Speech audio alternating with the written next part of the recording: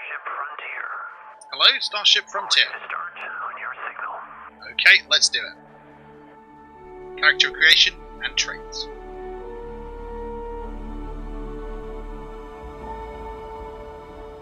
Maintaining exit vector course. Steady till ready. Okay. Coordinates input. Plotting jump course. Guidance has converged. We're looking good. Allocating auxiliary reactor power. System checks are green across the board. Grav jump commencing in 5, 4, 3, 2,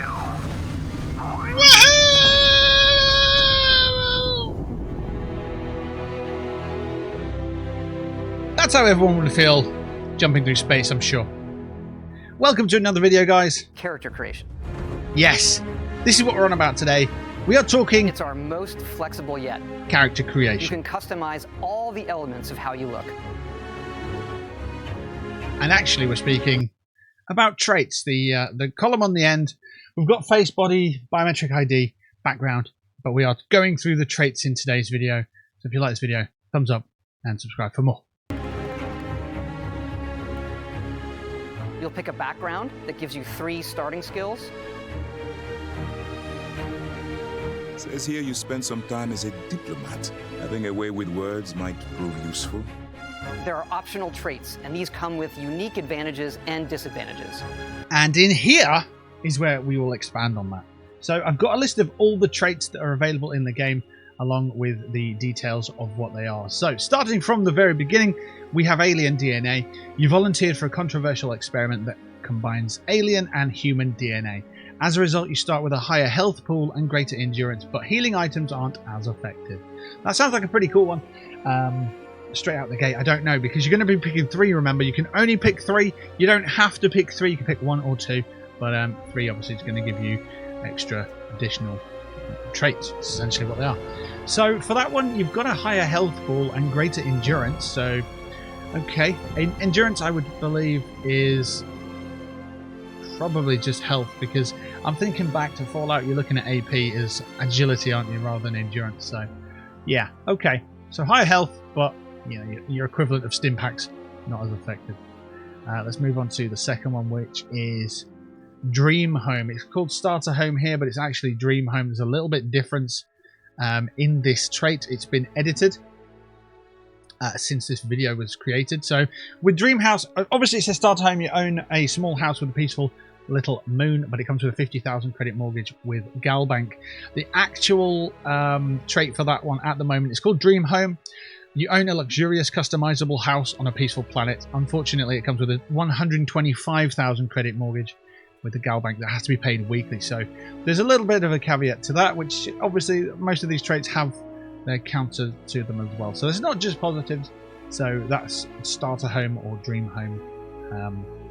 Moving on to the next one, we have Empath.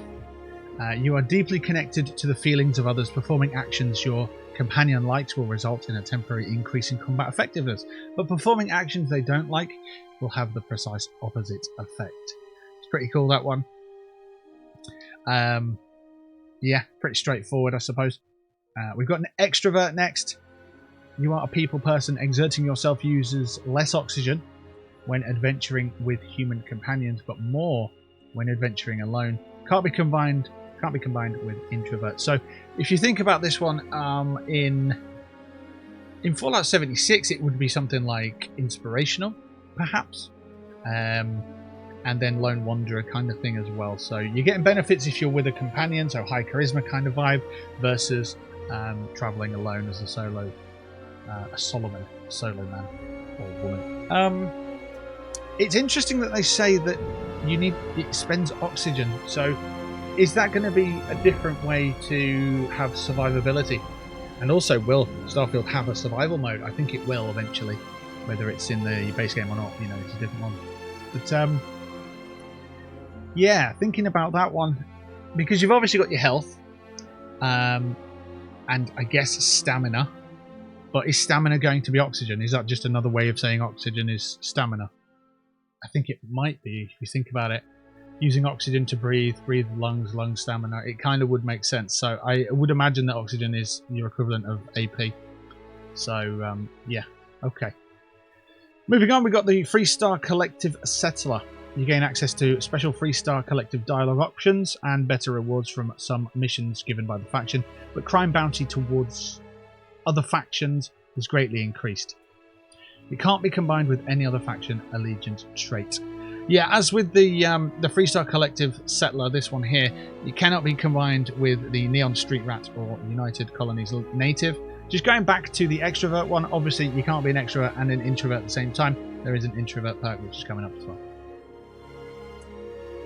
You've got Hero Worshipped here, which I think that one's changed its name from Unwanted Hero to Hero Worshipped. You've earned the attention of an annoying, adoring fan who will show up randomly and jabber at you incessantly. On the plus side, he'll give you gifts. I don't know if you want that one. It could be a nice little novel one to have, but yeah, it depends. You never know. It might develop into something more than just not just a friendship. I don't mean romance. I mean like it could develop. Companions normally have their own quest lines eventually, don't they? So if you get to enough affinity, they do trigger their own quest lines normally in previous Bethesda titles. So you might get something like that down the line. That's what I'm referring to. I'm not even going down that romance option. We'll nip that in the bud right there. Introverts, you really need your alone time. You have more endurance when adventuring alone. So I would say endurance in this point is health. But less, it might, I guess endurance could be health and oxygen combined. But adventuring alone, but less when adventuring with other human companions. Okay, can't be combined. Extrovert. Sure. Straightforward that one as well. This one's called Kid Stuff. Your parents are alive and well, and you can visit them at their home. But 10% of all the money you earn is deductible automatically and sent to them. So that's kind of cool. It'd be interesting to see, based on your biometric ID, what your parents will look like. Because they did something similar with Fallout 4. If you've not played that one, I do recommend it. Go play it. It's good fun. That's quite cool. Neon Street Rat is next. You grew up on the main streets of Neon. You gain access to special dialogue options and better rewards from some missions on Neon. Crime bounty of other factions greatly increased. So it's straightforward, just with a different faction than the other allegiances. Next up, we've got Raised Enlightened. You grew up as a member of the Enlightened. You gain significant discount at the organization store, but lose access to Sanctum Universum store. So basically, you've got an allegiance to a store, I suppose, but you lose favor in the other store, and then alternatively, you've got the opposite here.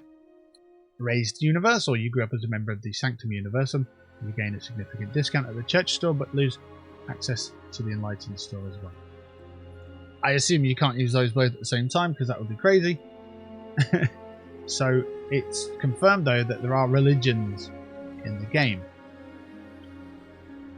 Okay, you've got Serpent's Embrace. You grew up worshipping the Great Serpent. Grav jumping provides a temporary boost to health and endurance. Remember, grav jumping is light speed travel, I guess. But health and endurance are lowered if you don't continue jumping regularly. So it's like an addiction. It can't be combined with any other religion trait. Okay. Because I noticed that there's like 4 main factions in one of my previous videos, but I've done a little bit of research and they say that there's 7 factions, but I guess what they're doing there is combining the 4 faction groups with the 3 religion group. So that's what I would put it down to. So I'd call them sub-factions, if anything. So that's Serpent's Embrace. Spaced.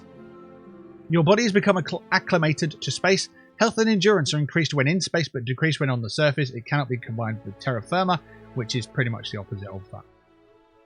So there you go, that's Spaced. We've got Taskmaster, Terra Firma, United Colonies Native, and Wanted, which haven't actually been... I haven't got a screenshot of these, but I've got the information here.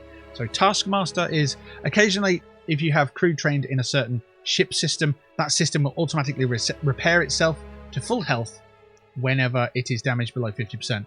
However, all crew cost twice as much to hire.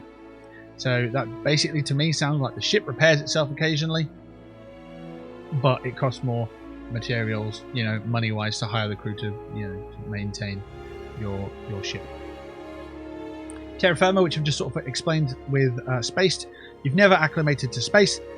Health and oxygen are increased when on the surface, but decreased when you're in space. So they're polar opposites, spaced in terra firma. You've got United Colonies Native. You gain access to special United Colonies dialogue system or options, and better rewards from some missions given by the faction. However, crime bounty with other factions is greatly increased. And finally, you've got Wanted. Someone has put a price on your head, and word has spread. Occasionally, armed mercenaries will show up and try to kill you, but being cornered gives you an edge. When your health is low, you do extra damage. So I'm thinking perhaps this is like a min-max build, but it could be a bit of a burden because you might have mercenaries turn up whenever you least expect it. It depends how difficult they are to kill. We've had previous Bethesda titles where randomly encountered by enemies and they're just, you know, mercenaries are trying to hunt you down basically. So there's that as well. Yeah, so those are the traits for the game.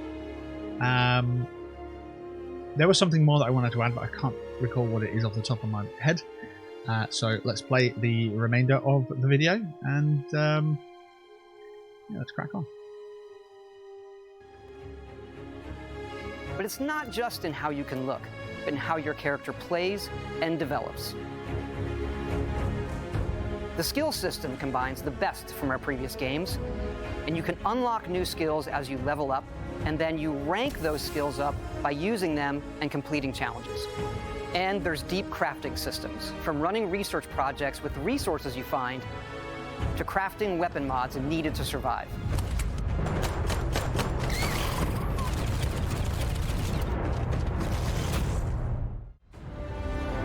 That's what I wanted to mention, actually. It's interesting to see the development of the game from Oblivion and so on, but now it's sort of you're commanding your team as well.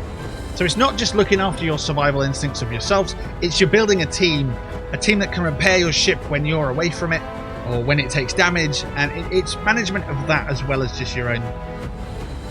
So I think that's a really cool development to the game. It's about 2 weeks left now before the game comes out. Next weekend, I think it is. So not this weekend. Come in, and we can all jump into Starfield and allow it to consume us for the foreseeable.